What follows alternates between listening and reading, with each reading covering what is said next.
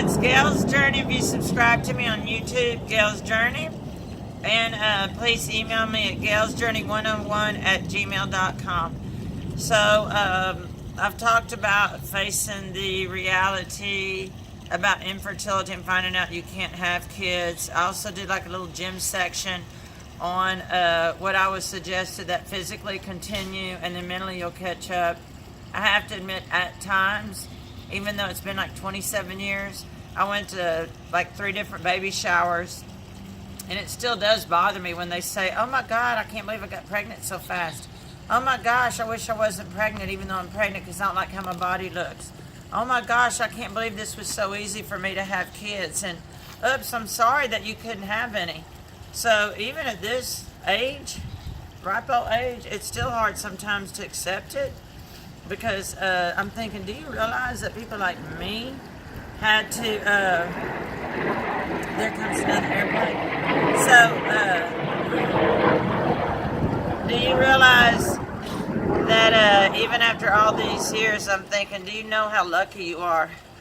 So one day I was sitting and we were waiting for the baby shower to start, and people were talking about, I've got 3 kids. Oh, this is my first one. Oh, I'm my second one. And can you believe it, when they're born, how sweet it is and how nice? And you know, mine was so many inches and weighed so much. I'm like, oh my gosh. So I kept holding in my thoughts, and finally I couldn't help it. I just said, I don't even know what y'all are talking about, because I couldn't have cared less what time they were born, barely what date.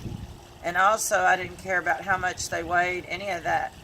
And in fact, when I registered my son for kindergarten, I put he weighed 15 pounds, and they were like, you need to see the nurse. So coming from this side of it, it's a little bit frustrating, even at times, to realize how easy people get pregnant with somebody like me that struggled, and others. So right now I know a couple of people who went through the same thing. So I just want to tell you that it's something that always stays in the back of your mind. And for showers, I still barely buy shower gifts, because I thought I remember mine when I had showers, and it's like, oh gosh, I hope the birth mom doesn't change their mind. I never really opened the presents up. I just put them in a room and I closed the door. So I had to share that. So if you stay tuned to the next segment, I did get to adopt 2 kids. One of them I adopted, and I'll tell you a little bit more about him. I've introduced his Asperger's, but let me show you what helped save him. So stay tuned for the next section. It's Gail's Journey. Please subscribe and share it with people. Please do that, because you never know who's going through this, and especially the holidays are really difficult. So, email me at galesjourney101@gmail.com. So again, welcome. I'm going to talk a little bit about Alzheimer's, autism, Asperger's, and just some emotional ideas to keep in mind as we go through life. Thank you.